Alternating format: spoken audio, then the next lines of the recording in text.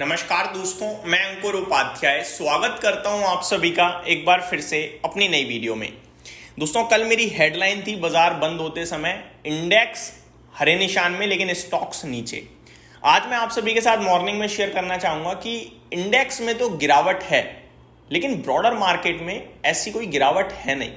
Example, Nifty आपके लिए % नीचे दिख रहा है, सेंसेक्स % नीचे दिख रहा है और बैंक निफ्टी दिख रहा है 0.75% नीचे। लेकिन मिड कैप और स्मॉल कैप का क्या हाल है? ये तो गिरे ही नहीं है बिल्कुल, ये हैं बिल्कुल फ्लैट, बढ़े भी नहीं है लेकिन फ्लैट हैं, ना लाल निशान में ना हरे निशान में। स्पेसिफिकली अगर आप पूछोगे तो हरे निशान में है, चाहे वो 0.01% ही क्यों ना हो। ठीक है, यहां से आगे क्या? निफ्टी को 25,000 ब्रेक नहीं करना चाहिए था, किया है इसने, लेकिन कितना? 40 पॉइंट नीचे खड़ा है 25,000 के। आपके लिए निफ्टी 120 पॉइंट नीचे दिख रहा है लेकिन मुझे केवल और केवल 40 पॉइंट ही नीचे दिख रहा है। क्यों? क्योंकि जो 25,000 के नीचे है बाजार, वो मेरे लिए गिरा हुआ है। जो 25,000 के ऊपर से लाल निशान में है उसे मैं गिरा हुआ नहीं मान रहा हूं। अब यहां से आगे क्या? पहली बात तो आप ये मत सोचने लगना आज की ये जो छोटी मोटी फॉल है कि बस हो गई तेजी खत्म, गिरने वाला है, बेच बाज के भाग जाओ ना, बिल्कुल मत सोचना। बाजार में मौके ही तलाशने हैं आपको। ये देखो, व्यू क्लियर रहना चाहिए, क्या करना है क्या नहीं करना, तेजी या मंदी, दोनों तरफ ध्यान गया भटक जाओगे। व्यू तेजी का ही रहना चाहिए। कम से कम अगर आप मीडियम टर्म इन्वेस्टर हो तो 24,800 के ऊपर जब तक है तब तक तो तेजी का ही रहना चाहिए। हाँ, BTST वालों के लिए भी थोड़ा दुविधा बन रही होगी कि यार 25,000 के नीचे है, मैं तेजी सोचूं या 24,850 तक जा सकता है, ये बन रहा होगा। लेकिन मेरे को लगता है थोड़ा इंटरेस्टिंग है आज, कैसे वो बताता हूं। कल डेटा ऐसा कोई खराब था नहीं, एक्सपायरी थी, एक्सपायरी पे क्योंकि पुट राइटिंग ज्यादा हो रखी थी और कॉल राइटर्स ट्रैप थे तो बाजार नीचे नहीं गया, लेकिन पोर्टफोलियो नीचे चली गई, ब्रॉडर मार्केट नीचे चला गया, तो आज वो एडजस्ट हो गया इंडेक्स के साथ, आई थिंक। अब यहां से सेलिंग मुझे लगता है नहीं होनी चाहिए और ऊपर आ सकता है बाजार, लेकिन हमें क्या करना है? हमें वेट एंड वॉच करना है। अभी हमें ऐसा नहीं कि मौका बन गया ले लो ना, वेट एंड वॉच करना है। स्टॉक स्पेसिफिक मौके बन रहे हैं, मैं आपको बता रहा हूं, बट ब्रॉडर मार्केट अगर हम देखें तो वेट एंड वॉच में रहेंगे हम। कब तक वेट एंड वॉच में रहेंगे?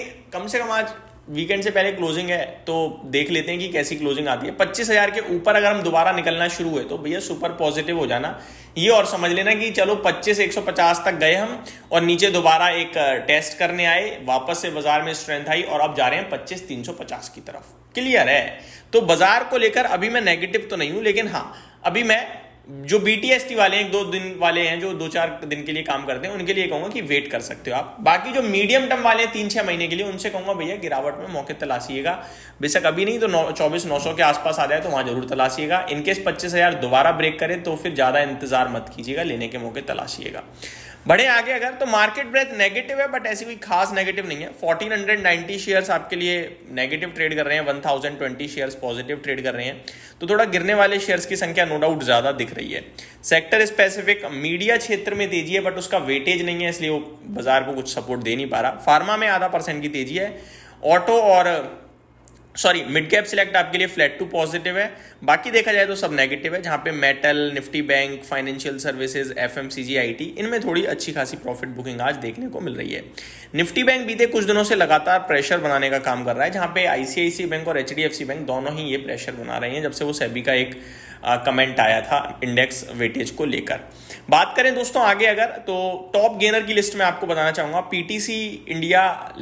PTC इंडस्ट्रीज का शेयर जो है वो आपके लिए तेजी में दिख रहा है 6%। आदित्य बिरला फैशन का शेयर 5% ऊपर है। जी एंटरटेनमेंट 4%। नेटवेब टेक्नोलॉजीज और सारेगामा ये लीडरशिप ले रहे हैं। गिरावट कहाँ है? जो रिसेंट के तेजी वाले थे बट छोटी मोटी गिरावट है।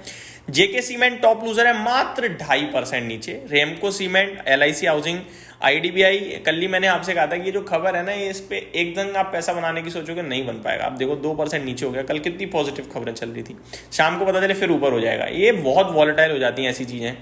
हीरो मोटोकॉर्प में भी 2% की गिरावट देखने को मिल रही है। कल की बड़ी गिरावट के बाद BSE के शेयर में थोड़ा संभलता हुआ दिख रहा है, 0.5% की तेजी है। ओला इलेक्ट्रिक भी 0.5% ऊपर दिख रहा है। इंटरेस्टिंग और शॉकिंग है मेरे लिए वेदांता, 16 रुपए का डिविडेंड आया और शेयर लाल निशान में ट्रेड कर रहा है। इसे कम से कम आज 1.5% ऊपर होना चाहिए था इतने अच्छे डिविडेंड के बाद।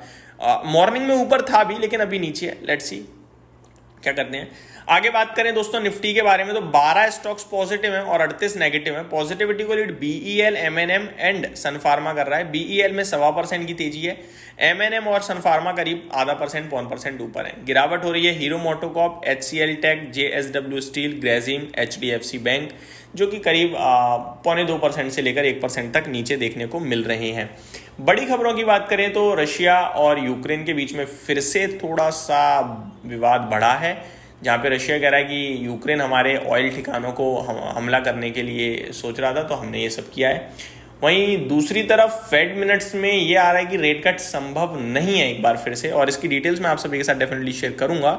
हालांकि अभी भी परसेंटेज देखा जाए तो रेट कट की ज़्यादा है, लेकिन पहले जितना अनुमान था उससे कम हो गई है, क्योंकि कुछ फेड के मेंबर्स कह रहे हैं कि अभी टैरिफ का इम्पैक्ट समझ में नहीं आ रहा है, वेट करना चाहिए। तो ये सारी चीज़ों को देखते हुए अमेरिका थोड़ा प्रेशर में देखने को मिल सकता है हमें कुछ समय, बट उससे हमारा कुछ लेना देना है नहीं। कल भी थोड़ा प्रेशर में ही दिखा है। यहीं समाप्त करता हूँ इस वीडियो को। स्टॉक स्पेसिफिक एक्शन भरपूर बना हुआ है, वहीं पे ध्यान दीजिए। Thank you so much for watching this video. Have a great day guys.